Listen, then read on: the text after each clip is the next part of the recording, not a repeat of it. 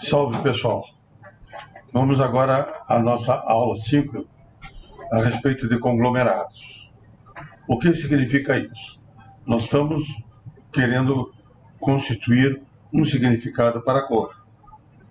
Então, nós, em aulas anteriores, viemos dizendo que a cor é uma entidade experimental, primordial e que precisa ser construída uma teoria física para ela, assim como foi construída para a massa uma teoria para a inércia. Bom, então, essa questão da cor, agora nós vamos começar a entender, não apenas a partir de pedras coloridas, mas como essas pedras coloridas vão construindo conglomerados. O nosso princípio físico é que o universo é uma expansão de conglomerados, algo que inicia com 12 pedras coloridas e vão se transformando, quer dizer, transformando seus números quânticos e formulando novas associações ou conglomerados. Então, quem gosta da palavra conglomerado, fique com ela. Quem gosta da palavra de associações via números quânticos, use-as. Bom, a questão que tem é justamente como do nada se chega ao universo. A pergunta filosófica é porque existe algo no lugar do nada. Essa é uma pergunta que sempre existirá e muitas narrativas vão acontecendo ao longo dos tempos. A gente tem que começar a entender o que é uma narrativa científica e outra uma narrativa de mil e uma noites contada através de equações matemáticas e de experimentos também. Então, será que o Big Bang, as superstrings, as versões de multiverso são narrativas tipo Sherazade, lá de Bagdá, aquelas narrativas sobre mil e uma noites, ou são realmente um histórico científico, enfim, que tem que se aceitar? Bom, nós devemos começar a entender, em vez de analisar as teorias, o que significa o universo impor um início. Será que dá para ter um ab início do teu universo? Será que dá para ter a tua história de carochinha? Dá para ter um início para começar a conversar? Enfim, eu acho que é importante a gente colocar nesse sentido. Quantas mais histórias de carochinha aparecerem, melhores. A virtualidade é um grande bem da humanidade. E ela tem que ser, evidentemente, com alguma base experimental. Vamos dizer, o Big Bang, ele tem como base experimental a radiação cósmica de fundo, coisas desse tipo. Nós queremos fazer uma narrativa a partir da cor.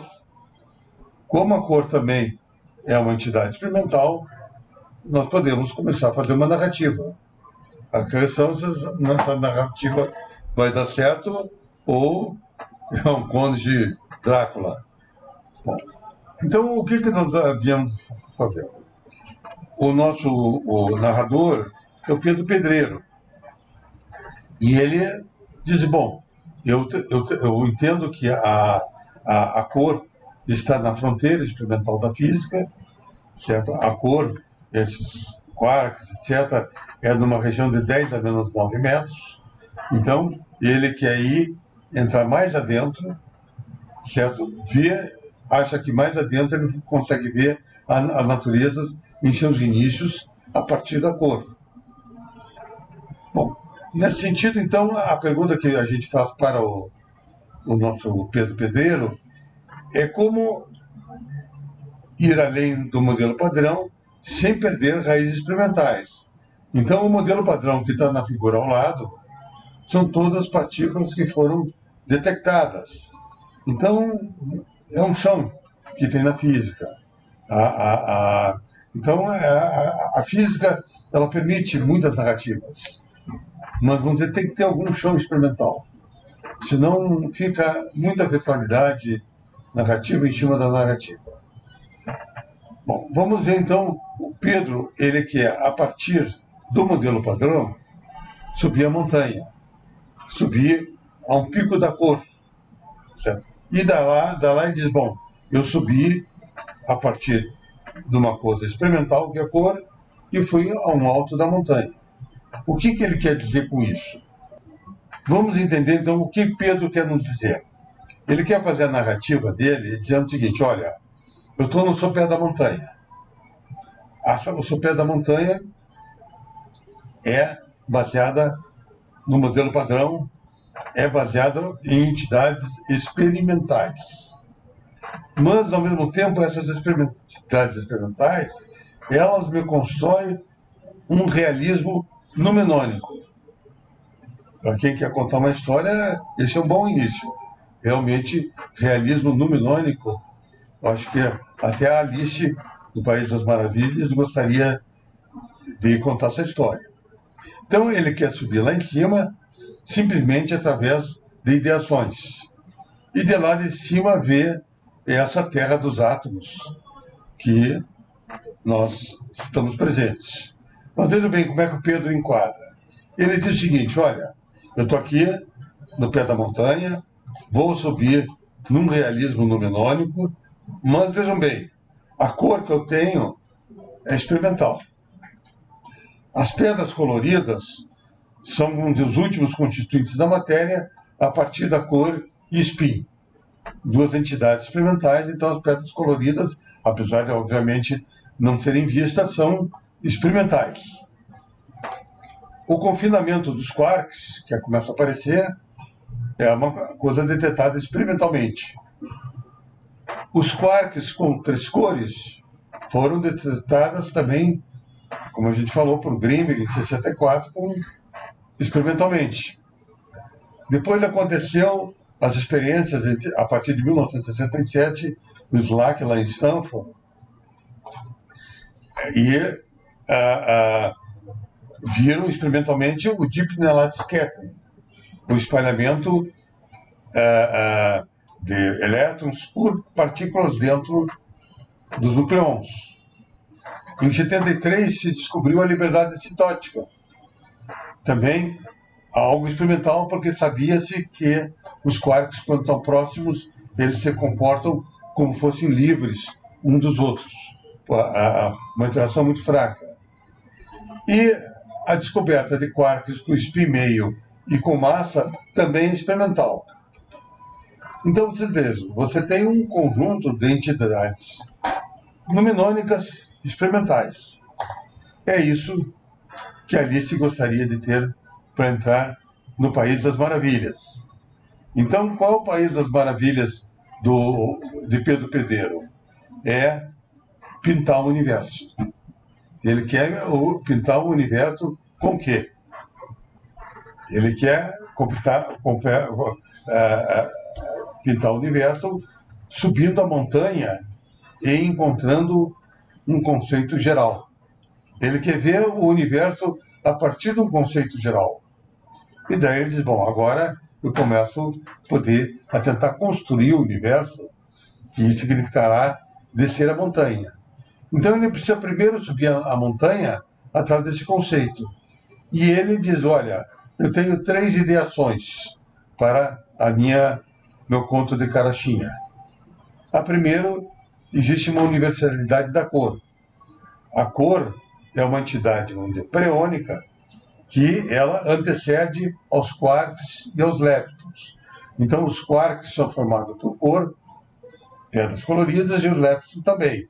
Com isso, a cor, ela existe de uma maneira universal. A outra universalidade da cor, que ele diz o seguinte, olha, eu vou pegar os férmions e bósons, que são bastante conhecidos, a natureza tem uma universalidade de ser compostas, seja aqui em Júpiter, por férmions e bósons. Então, o férmions e bósons é uma universalidade, diríamos, fenomenológica. O Pedro dizia, não, também vai ser a partir de agora numenônica. Então, o Pedro ele tem duas universalidades para a cor. A cor se comporta como fermions e bósons e ela tem origem para quarks e leptons. Bom, daí ele diz o seguinte: já que eu tenho a universalidade da cor, é um bom passo que eu tenho para construir um conceito físico. Daí vem a questão do confinamento. O Pedro ele acha que o confinamento não é uma questão matemática, mas é uma questão a ser tratada como um dogma. Um dogma significa que ele tem que ser interpretado por paradigmas.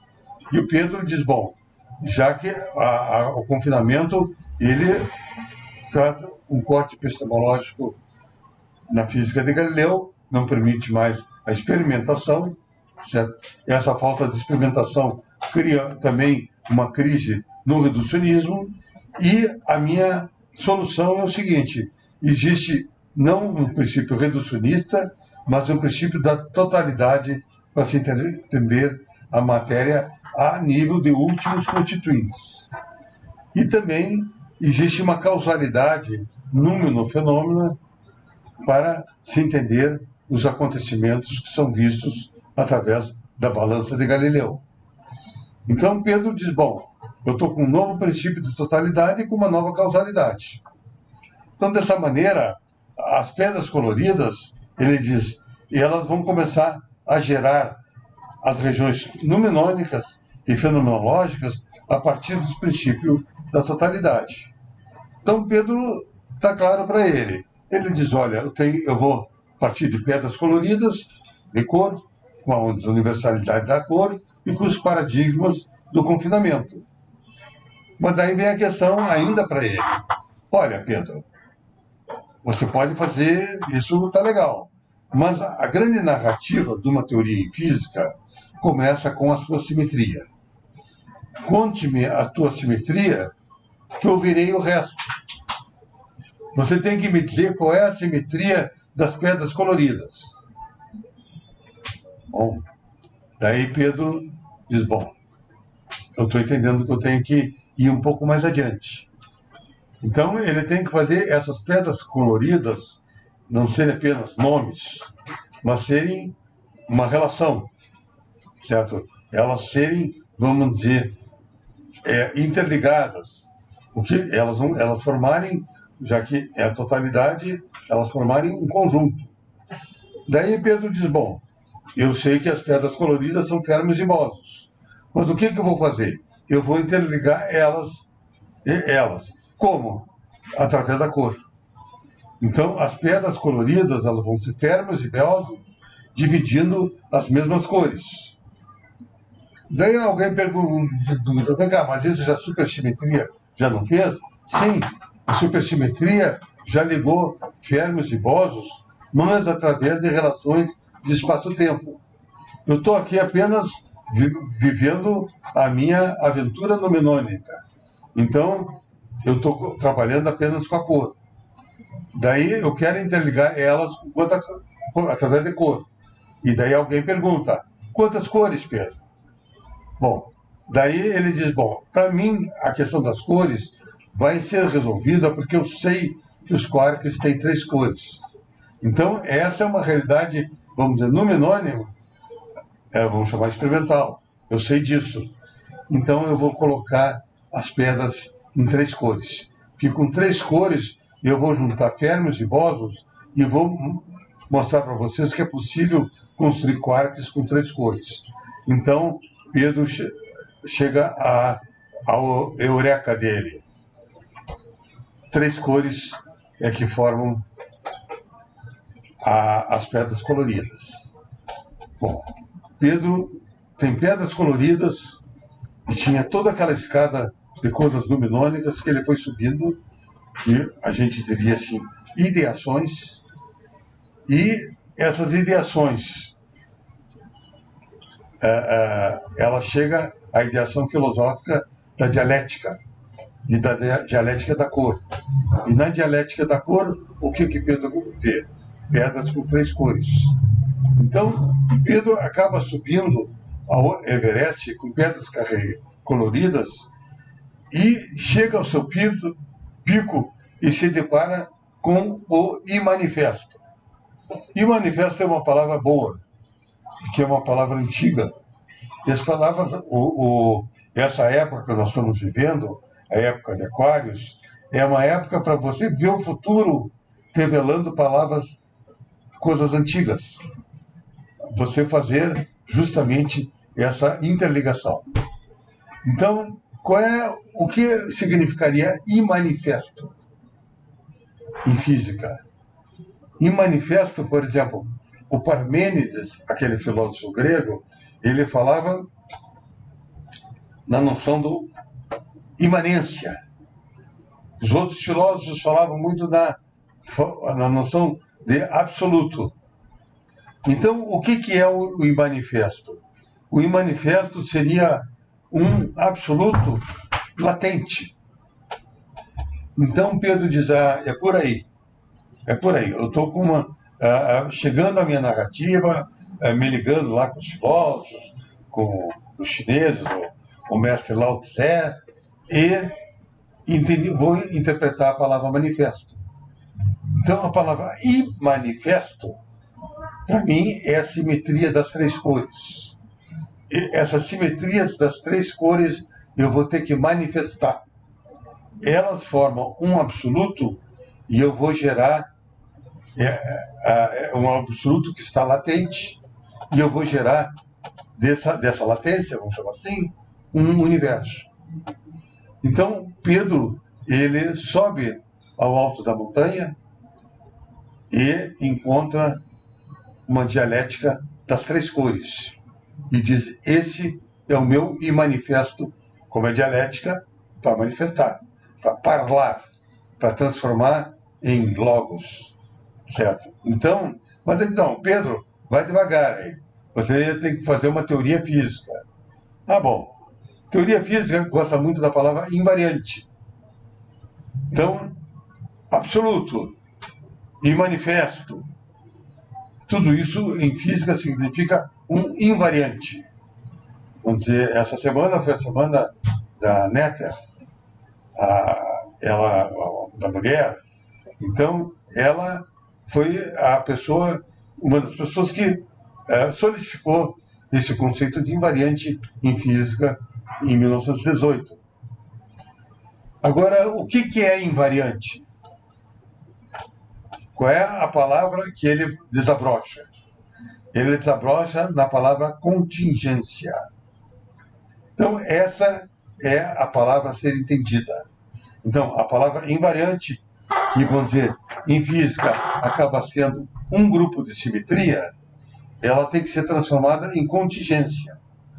Mas que cargas d'água, ó Pedro, é essa tal contingência? A contingência significa que aquele universo que você for fazer da tua invariância, ele tem que gerar relativismos e circunstâncias.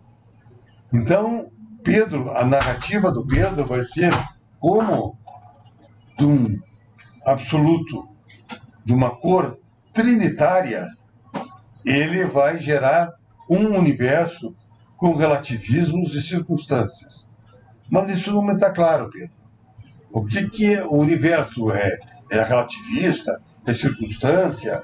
Eu sei que o universo é força, é explosão. Me explica um pouco melhor. Daí Pedro nos pergunta o seguinte: as galáxias são contingentes? As galáxias são a expressão maior, vamos dizer, do universo. Mas elas aparecem e elas desaparecem. Nada é permanente. Isso é o sentido maior da contingência. As coisas não estão... O universo não é uma coisa que ficou pregada e vai estar ali pregada para sempre.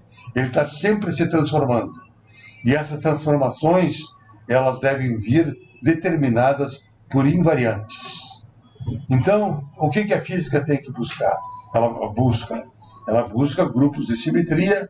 Daqueles grupos de simetria você gera equações, e aquelas equações, justamente, elas são transformações no espaço-tempo que vão acontecendo. elas começam a revelar as contingências da qual aquela matéria, aquela energia está submetida. Bom, assim Pedro senta no alto da montanha e começa a entender o que ele tem que fazer. Ele havia escalado o alto da montanha e dali visualizado a natureza em 3 regiões, uma confinada, a outra permanente e a outra contingencial. Pedro era um carpinteiro e ele queria fazer uma manifestação a mais simples possível do absoluto. O seu desejo era produzir uma física abaixo da lua, a partir da cor. Então, Pedro, essencialmente, é um homem simples, é uma mente simples, mas que sabe pegar os bocados necessários para construir as coisas. E ele tinha se fixado desde há muito que a física atual trouxe uma coisa notável, que é uma entidade numenônica chamada cor. E Pedro diz, bom, eu vou construir o universo a partir, não de Big Bang, mas a partir da cor. O orientador dele, o Paulo Pintor, ele pretendia fazer da cor uma coisa apenas para ser usada. Um número quântico, você usa, tem uma lei de conservação, etc., mas não uma construção. Então, Pedro, o orientado, ele tem que estar sempre querendo ir além do orientador. Então, Pedro começou a achar que Paulo Pintor estava começando a se tornar careta. Na verdade, você precisava era explodir um universo a partir da cor, certo? Então, ele estava no alto da montanha e ele entendia o seguinte, vamos dizer, que ele tinha que chegar a viagem de descida dele entre o alto e o baixo era para construir um universo. Então, ele tinha que manifestar a trindade da cor. Vocês gostam de filme de capa-espada? Tem muito filme na televisão da Idade Média, dos cavaleiros trinitários, uma coisa assim. Então, Pedro era um trinitário. E ele, só que não usava a espada, ele ia usar agora a cor. Esse era o paradigma que ele tinha encarnado. Bom, então Pedro, ele encarnou a simetria das 3 cores. Então, se algum físico viesse perguntar para ele, ô Zé Maluco, qual é a física que você está botando? A simetria das 3 cores. Com isso, qualquer físico tem que aceitar qualquer narrativa de 1001 Noites que venha de Pedro. E ele vai ter que descer a montanha. Mas ele vai ter que descer a montanha como? Construindo física. Filosoficamente, ele entendeu que havia uma dialética da cor. Quer dizer, os férmions e bósons, que eram as pedras coloridas, estavam interligadas por 3 cores. Daí ele teria que fazer o quê?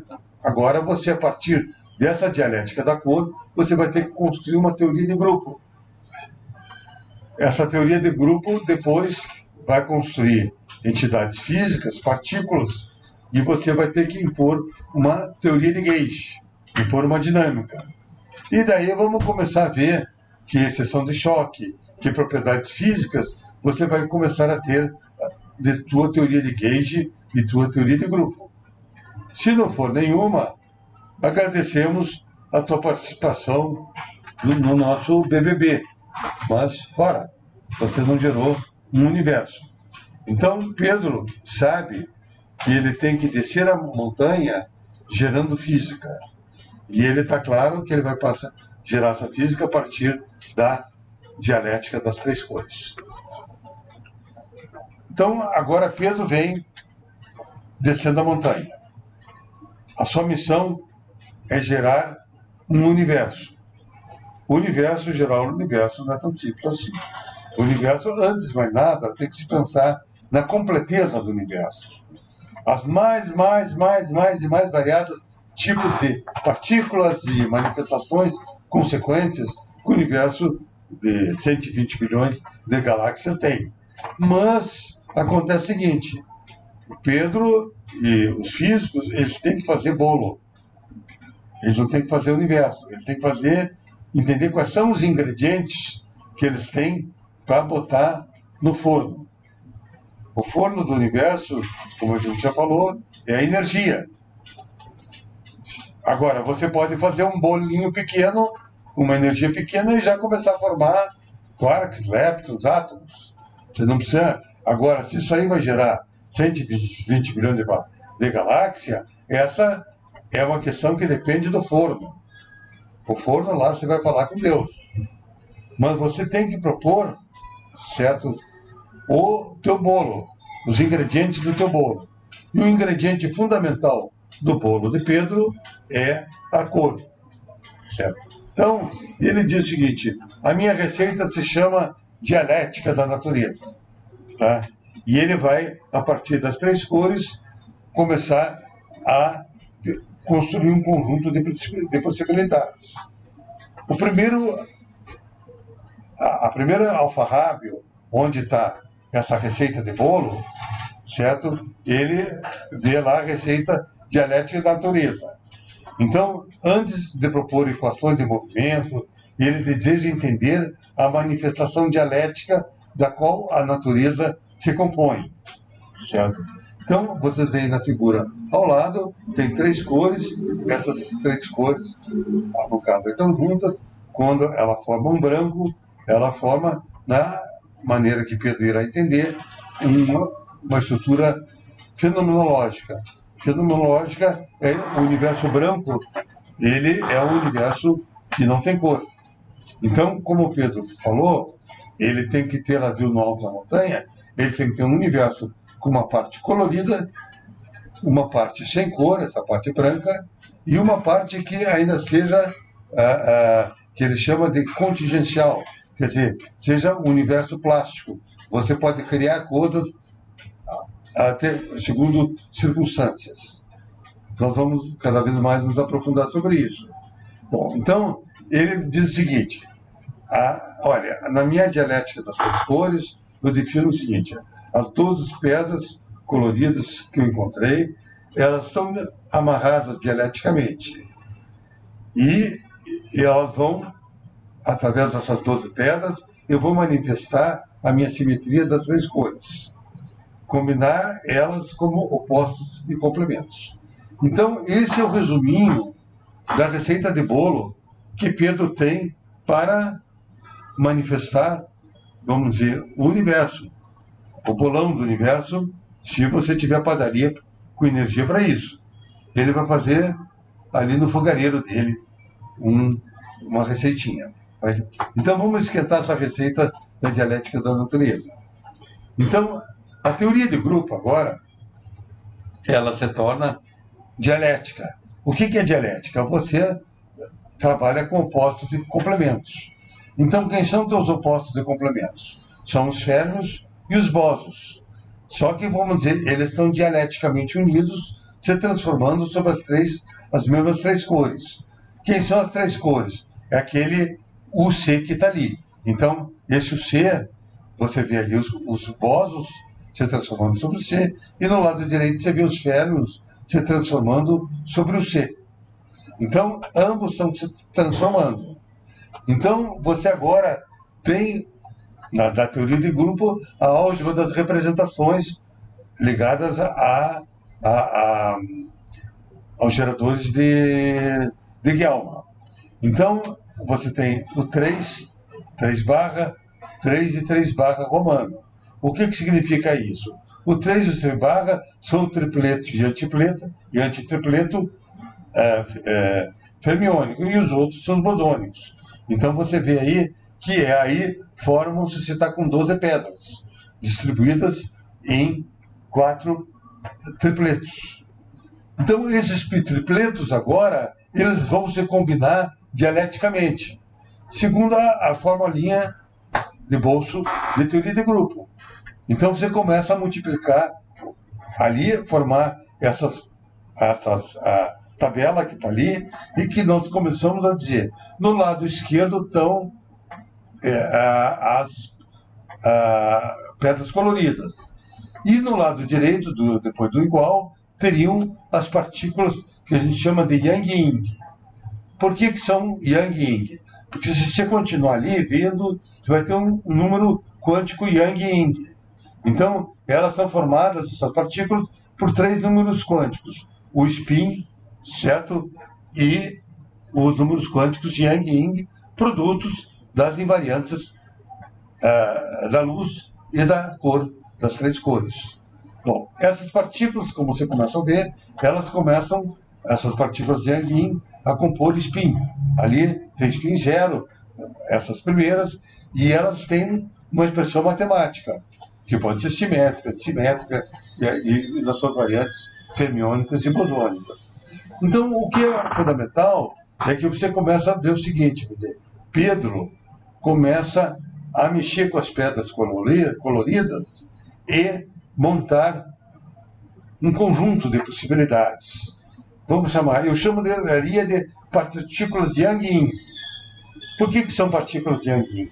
Porque ainda não é a partícula propriamente. Seria um esqueleto de uma partícula que está a porvir. Isso significa muito o seguinte: você começa nesse modelo, ou nessa narrativa de Pedro, ter a visão de paleontologia quântica. Quer dizer, essas partículas de Yang-Yin seriam os primeiros esqueletos que você estaria fazendo para partículas como um elétron, que terá outros números quânticos numa evolução a seguir. O que é importante aqui entender é que Pedro começou a construir as primeiras partículas, as partículas primordiais do universo, e começa a construir, então, um conjunto de possibilidades. Aí ele trabalha apenas com 2 pedras coloridas. Do lado esquerdo você vê 3x3, que significa só 2 pedras coloridas trabalhando. Ele poderia trabalhar com 3, com 4, com 5. Agora, o que acontece? Essas pedras, elas já começam no lado direito a mostrar o número 1, certo? Ali, no lado direito, o número 1, ao lado direito tem o número 1. Lado direito, isso, tem o número 1. E esse número 1 significa o branco, o sem cor, o que se chama, em teoria de grupo, singleto. E no lado direito também tem o 3 e o 3 barra, que significa tripleto e antitripleto. Teria 3 cores e anti-3 cores. E também tem 6 cores, e assim por diante. Então, o que é importante aqui é a gente entender que você começa a gerar um universo, ou os estados possíveis a existir no universo. Então, Pedro, como a gente falou, ele é um trinitário. E ele começa a dizer o seguinte: eu começo agora a compor o universo através de informação e energia trinitária. O que Pedro quer dizer com isso? Que ele começa com aqueles férmions e bósons, que ele chama de os bósons de 0 e os férmions de 1, a criar um algoritmo.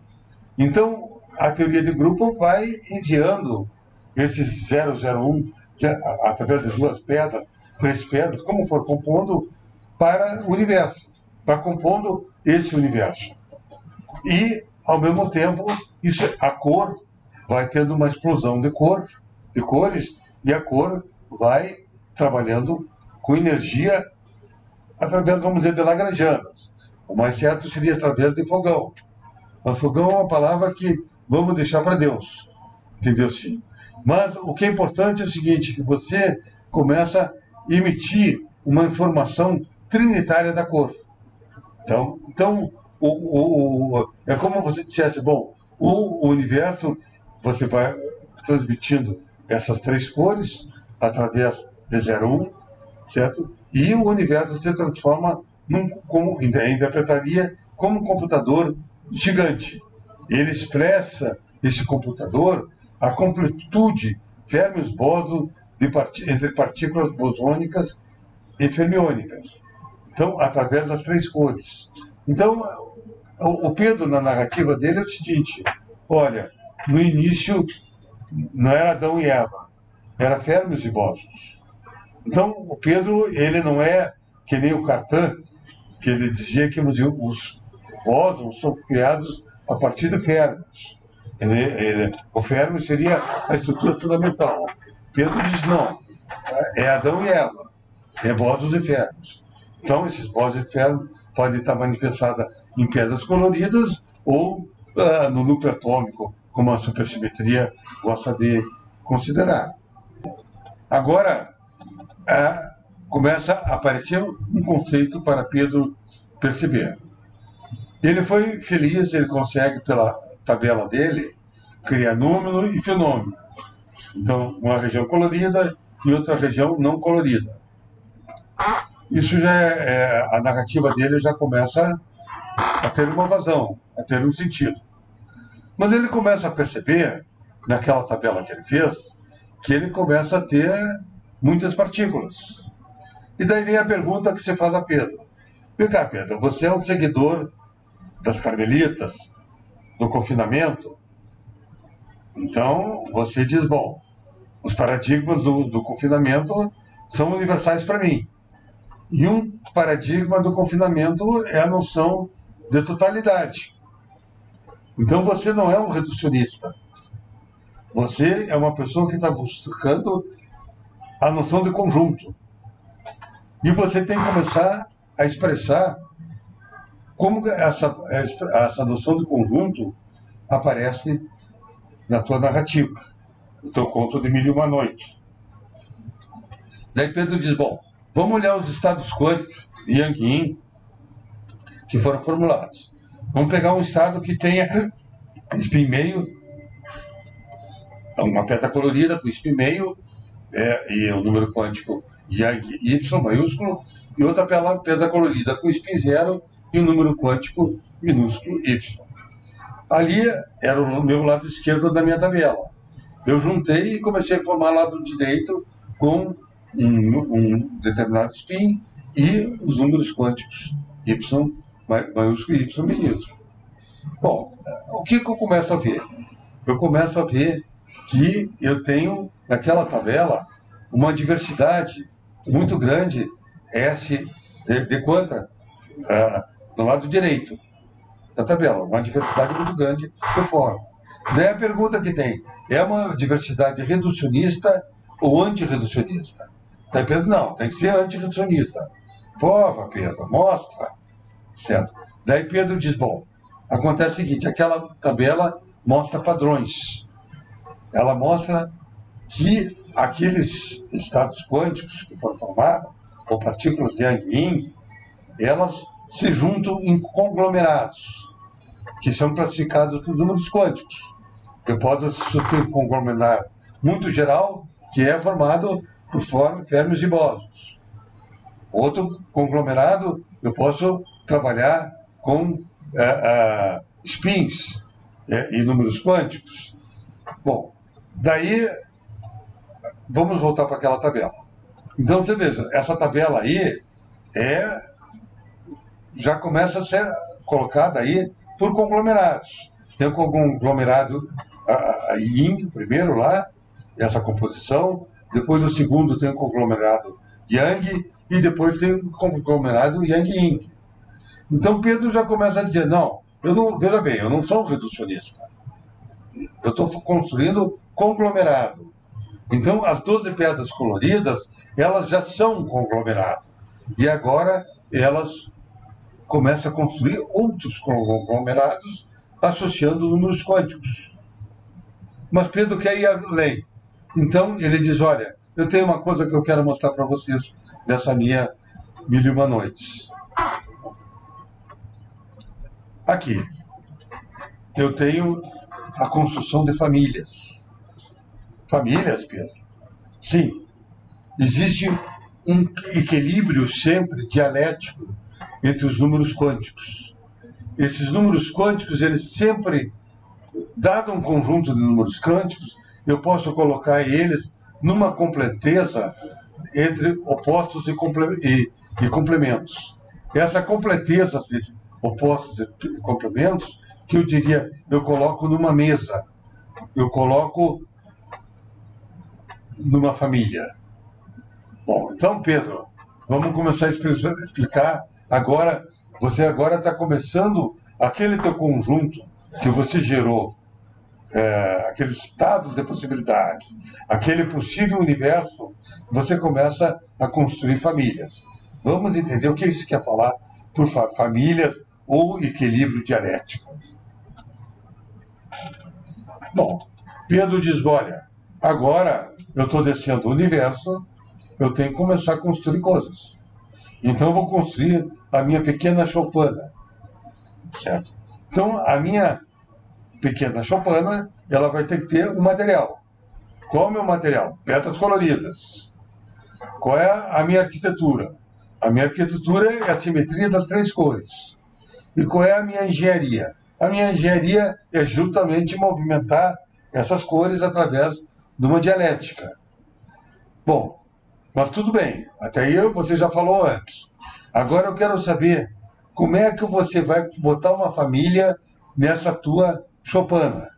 Então, qual é a completeza, Pedro, do teu Pedro Verso? Como é que você vai fazer a tua teu primeiro Pedro Verso, a tua primeira versão de Chopin? Bom, Pedro, ele é um trinitário e é um homem dialético.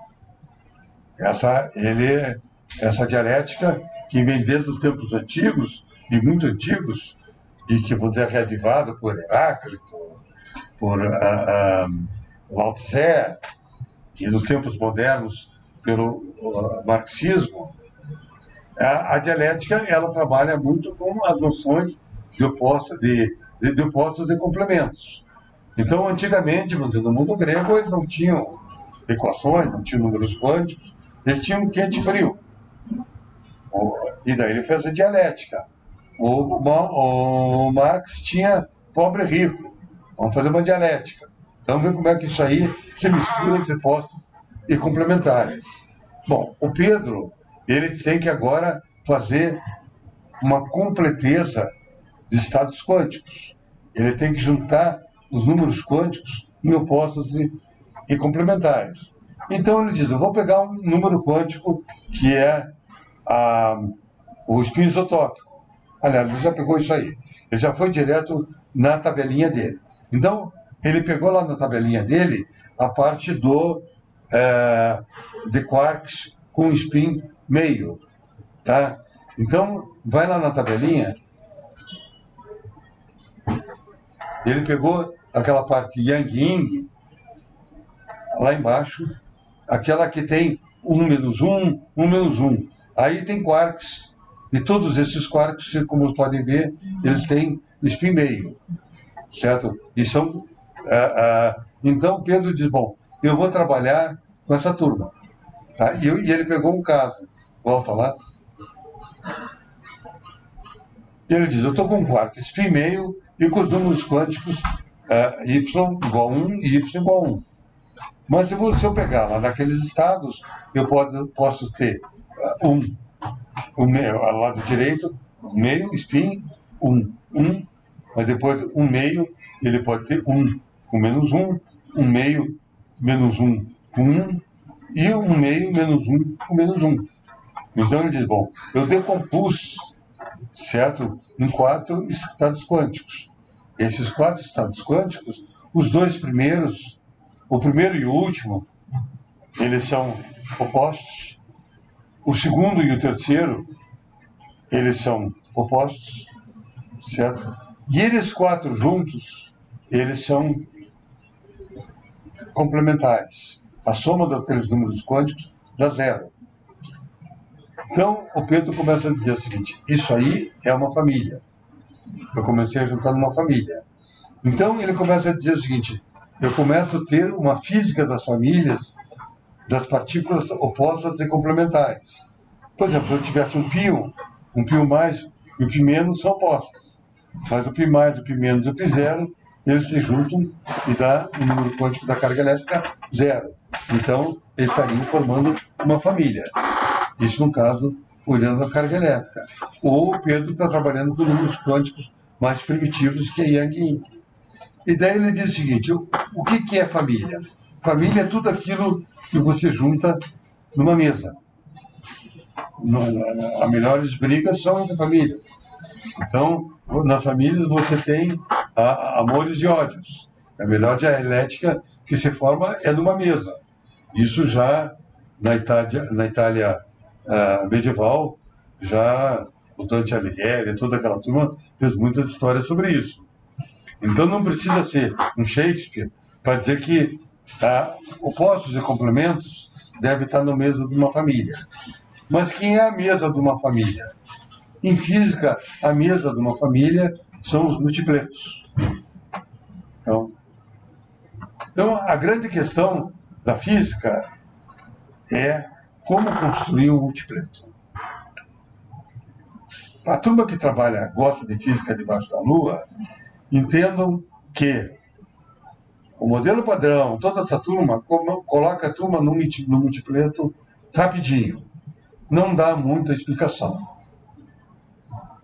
Eles explicam mais a simetria do que o multipleto.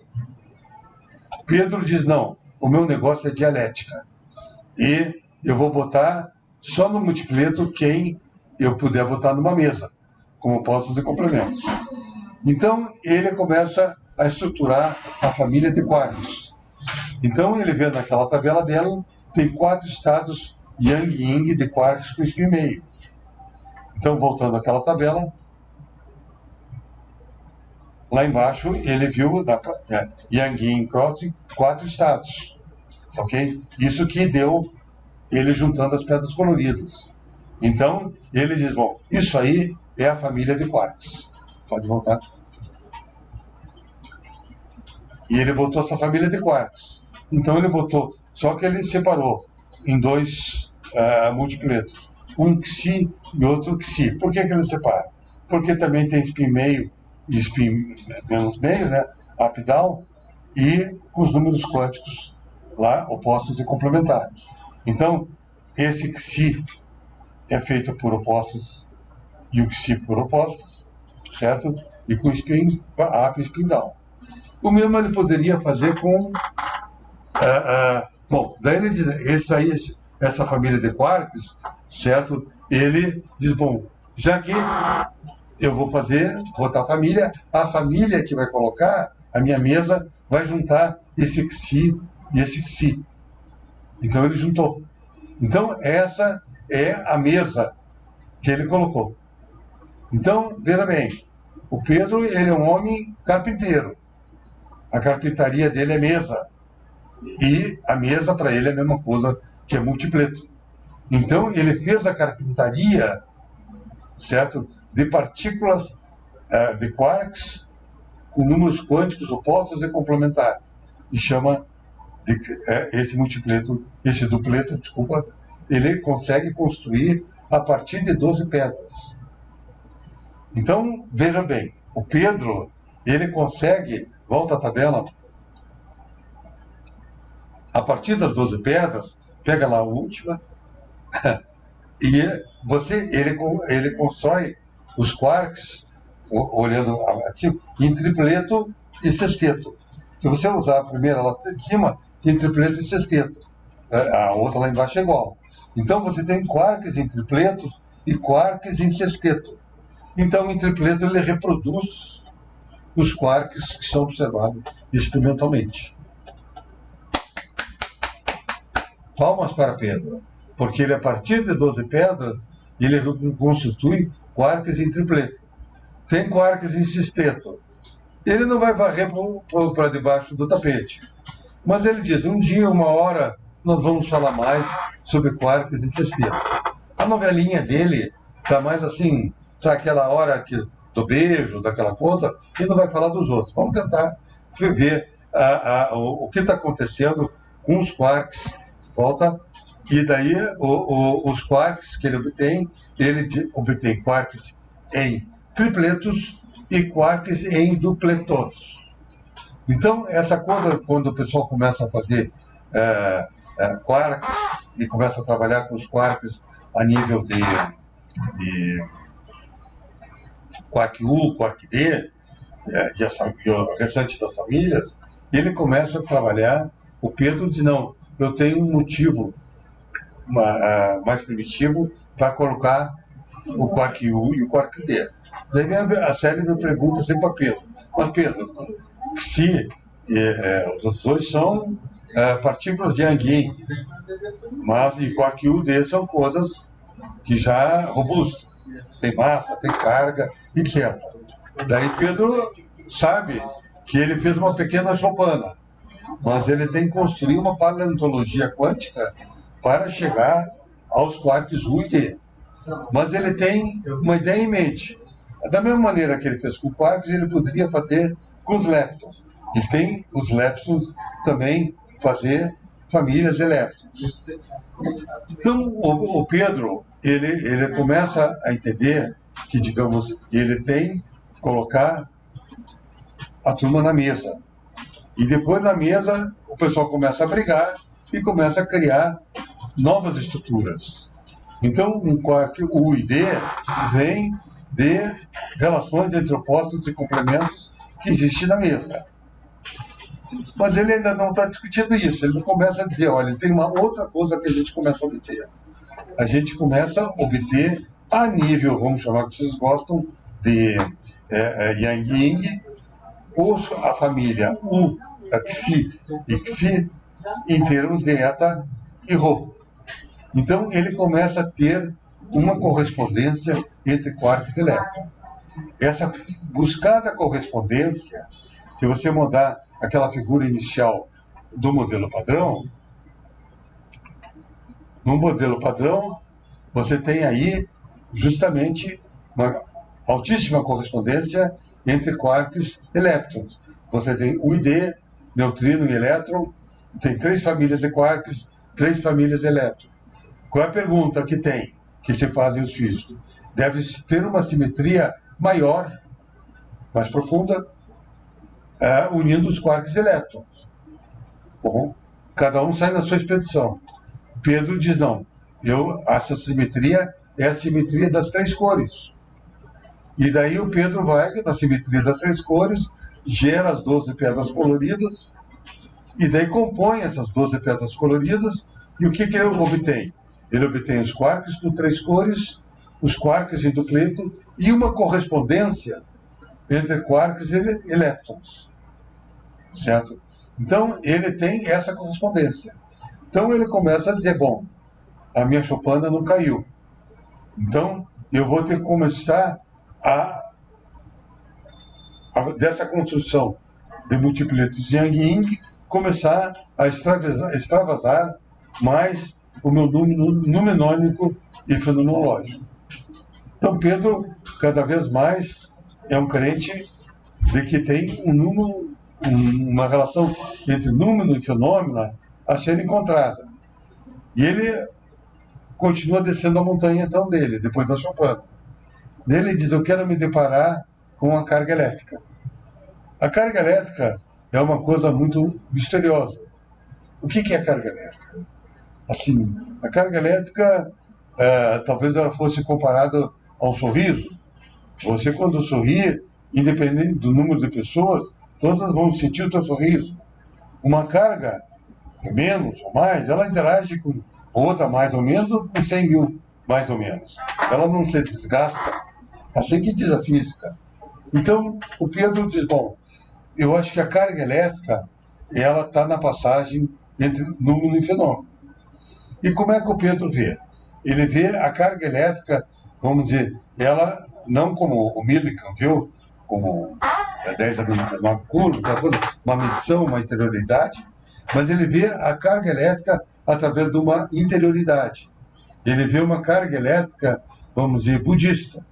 O que é essa carga elétrica budista? Essa carga elétrica budista é a carga de Gyalma Nishijima, que está escrito ali como QEM. que o Gelman Nishijima fez? Ele escreveu QM igual a I3 mais Y sobre 2, onde I3 e Y são números quânticos. Certo? São números quânticos internos que compõem tem suas leis de conservação e compõem a carga elétrica. Então, como é que ele determinou isso? Ele determinou isso porque a física chegou à visão de multipleto, como está ali em cima o ID. Então, esse UID é um multipleto. Desse multipleto, você tem o I3 igual a mais meio, I3 igual a menos meio. Então, nesse multipleto UID, certo? Ele retira a carga elétrica. O Pedro diz o seguinte: eu também cheguei a esse multipleto. Só que agora eu vou chamar de I3 de cor, Y é hipercarga de cor, e que vai dar uma carga elétrica de cor. Bom, como esse 3 é o mesmo, vai ser meio e meio, mesmo do lado fenomenológico, do lado do Gelman Nishijima, eu vou dizer que a carga elétrica de Gelman Nishijima é a mesma da cor. Então ele diz o seguinte: bom, eu agora tenho, além do spin e dos números quânticos da cor, eu tenho da carga elétrica. E esse número quântico da carga elétrica foi determinado através do dublete. E o dublete que eu encontrei através das 12 pedras. Então, esse dublete, segundo Pedro, induz a existência da carga elétrica através da equação fenomenológica de Gelman Nishijima. Então, Pedro começa a ter agora partículas coloridas carregadas. Então, Pedro já começa a atravessar essa região entre número e fenômeno. Ele diz que a carga elétrica é uma questão fenomenológica, como Gelman Nishijima disse, mas que está na fronteira luminônica. Então Pedro começa a dizer: bom, agora eu tenho que responder a minha pergunta, como que eu saio de números quânticos Yang-Ying e vou para números quânticos galileanos. Daí ele diz: bom, agora eu tenho que começar a pensar numa paleontologia quântica. Pedro gosta muito de Darwin. E ele gosta muito de se aconselhar com Darwin, com Freud, com os carmelitas. São os 3 grandes livrinhos que ele lê antes de dormir. Bom, então a física diz o seguinte: olha, o que é uma partícula elementar em física? Uma partícula elementar em física é um conjunto de números quânticos. Então você tem uma partícula determinada aí, ela é feita por o número quântico Yang, Ying, spin, carga elétrica, outras cargas, energia, momento, massa, invariâncias discretas, CPT, CPT, enfim, existe, vamos dizer o seguinte, um conjunto de números quânticos que identificam o que é uma partícula. Então, o que é um elétron? O elétron tem uma certa massa, tem um certo spin, tem uma certa carga, então você define ele por aqueles números quânticos. É como se fosse um policial pedir na rua quem é você mostra alguma carteira de identidade. Certo? Então, agora o Pedro, se ele fosse mostrar na rua, a carteira de identidade dele não está muito certa. Entende? Não dá para ele, provavelmente, o policial vai prender, porque ele tem que mostrar para a física a evolução desses esqueletos. Esqueletos ele chama de essas partículas de Yang-Ying. Então, ele começou com as pedras coloridas, de spin meio, os números quânticos ali, a outra pedra colorida com spin zero, certo? Daí ele, naquela tabelinha de teoria de grupo, ele construiu as chamadas partículas de Yang-Ying YS, que são os primeiros esqueletos de Pedro. Daí ele faz uma jogadinha esperta e inclui a carga elétrica. Então ele diz: olha, eu tenho partículas agora carregadas. Mas daí ele tem que agora construir também partículas com massa. E daí começar a construir outras leis de conservação e queda.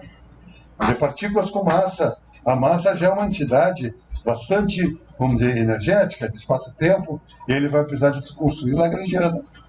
Na medida que ele construir uma lagrangiana, ele pode ver o polo da função de Green de 2 pontos dele e ver qual é a massa daquele quanta que está sendo expresso pelaquela lagrangiana.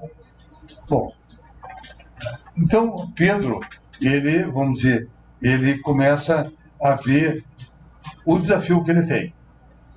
E Freud lembra muito ele dizendo o seguinte, Freud não, Darwin, lembre-se da evolução das espécies.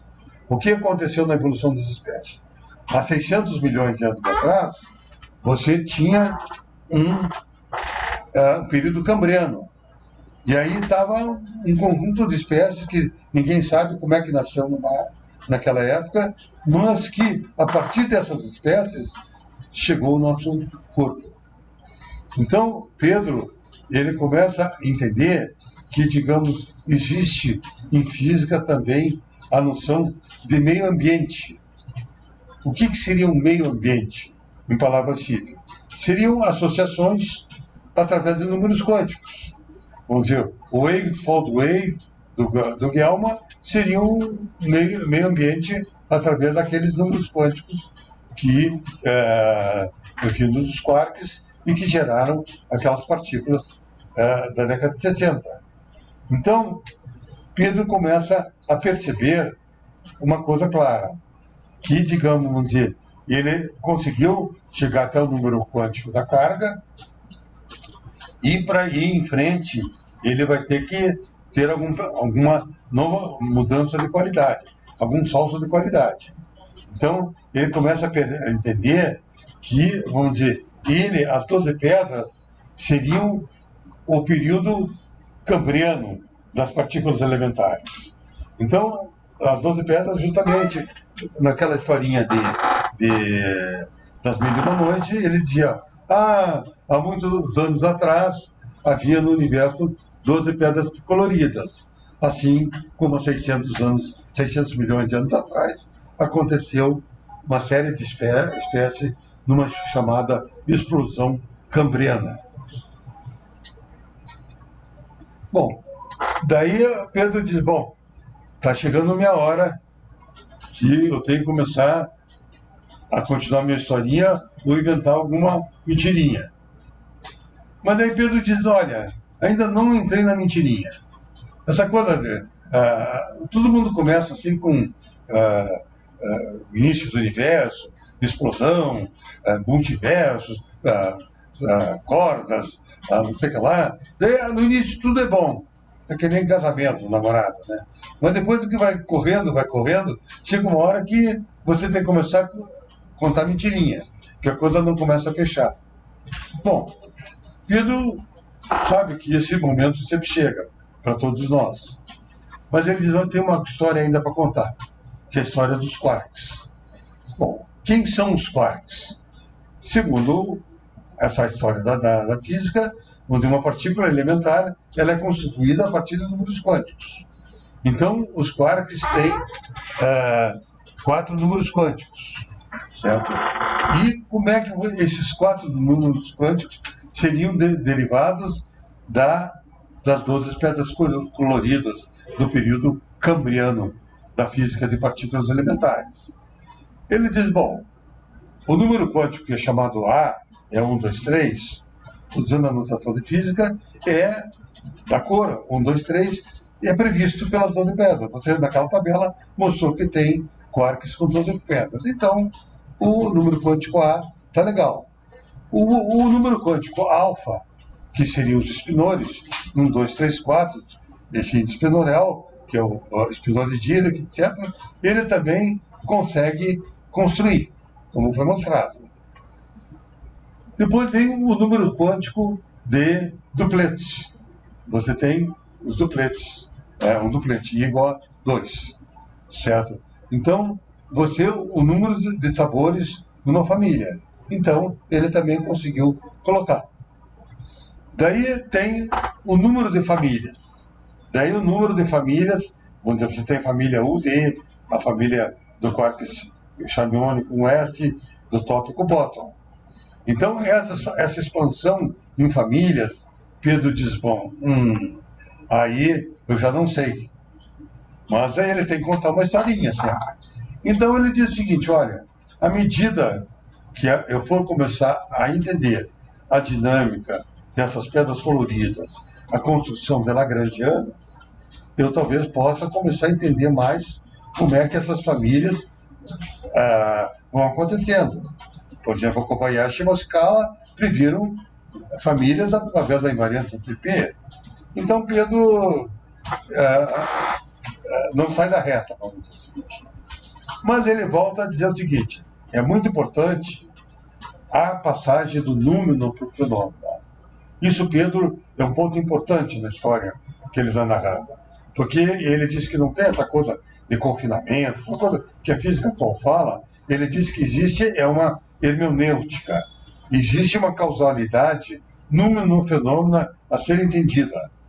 Igualmente, Dr. Freud gosta de falar sobre os fenômenos psíquicos. Então, Pedro, ele diz o seguinte, olha, os quarks, eles são vistos, vamos dizer, por alguns modelos. Entre eles, vamos dizer, o principal, que é a QCD, que trata muito da cor do quark. Mas se você for ver o modelo da Altarelli de Paris, ele começa a tratar de outras relações fenomenológicas do quark como a massa. Então, o quark, ele deve ser visto como uma partícula tetrápodes. O que são os tetrápodes? Os tetrápodes são, vamos dizer, reconhecidos peixes ou figuras aquáticas que foram os primeiros a sair do mar. Então, eles tiveram membranas para começar a caminhar na Terra e dizem que o nosso pulmão vem dessa estrutura do mar. Então, o tetrápode é justamente, vamos dizer, a passagem do mar para a Terra, ou, em linguagem da narrativa de Pedro, entre número e fenômeno. Então, o Pedro diz, não, o quark, ele é justamente um intermediário. Então, a gente começa a entender e o quark, certo, como algo a nos dar sentido de que existe uma causalidade número fenômeno a ser entendida. Bom, então Pedro começa a dizer o seguinte, eu tenho que falar alguma coisa daquilo que eu vi no alto da montanha. O que eu vi no alto da montanha? Eu vi no alto da montanha a geologia da natureza. Que a natureza, ela não é só isso que o Galileu viu, aponta uma luneta e vê Júpiter, ou o Pasteur pega um microscópio e vê lá os micróbios.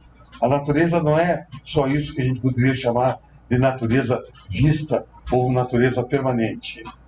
A natureza também tem outras duas geologias, uma a confinada, baseada em números quânticos coloridos, e outra que a gente chamaria de contingencial, aquela baseada em números quânticos circunstanciais. A natureza contingencial, o que a gente diria, é uma natureza plástica, onde você pode construir novos materiais, novas partículas. É uma natureza das possibilidades. Quando o Mendeleev descobriu, acho que eram 92 elementos, depois o pessoal começou a criar isótopos. Então, não existe uma natureza permanente. Então, a natureza ela pode ser confinada, permanente e contingencial.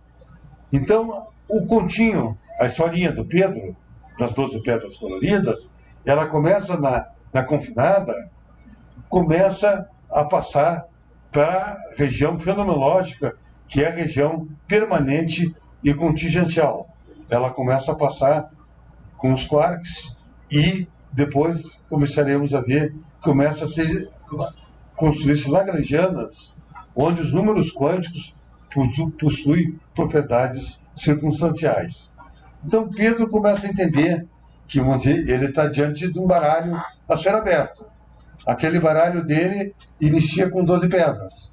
E ele agora vai começar a abrir cartas, que são partículas, são átomos, são sistemas planetários, galáxias, etc., e que elas têm que ter esses três caráteres, essas três geologias combinadas, interligadas: a confinada, a permanente e a contingencial.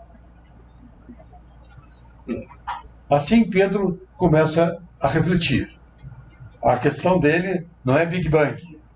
A questão dele é uma criação da cor. Ele é uma mente trinitária. Então, uma mente que, digamos dizer, é baseada no significado de trindade. Como ele é físico, ele transporta isso para a simetria das três cores. E a partir dessa simetria das três cores, ele vê o seu manifesto. E ele começa a manifestar ela através das 12 pedras coloridas. Essas 12 pedras coloridas são a fronteira da natureza atualmente conhecida. Elas carregam uma simetria. E essa simetria carrega uma dialética, que é a dialética das três cores. Então, aquele manifesto, que era uma simetria, que era um absoluto, agora ele se manifesta num logos, vindo da dialética das três cores. Então, partículas que são agora arranjadas de modos opostos e complementares. Dessa maneira, essas partículas começam a construir uma região numenônica, que é colorida, e outra região fenomenológica, certo?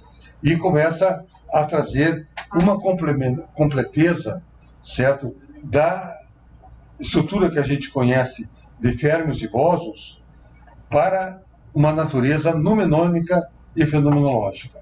Então, os férmions e bósons é uma extraordinária universalidade que a natureza apresenta e que a física, vamos dizer, detetou nos anos 30, 40, por Boson, Fermi, Pauli e Einstein.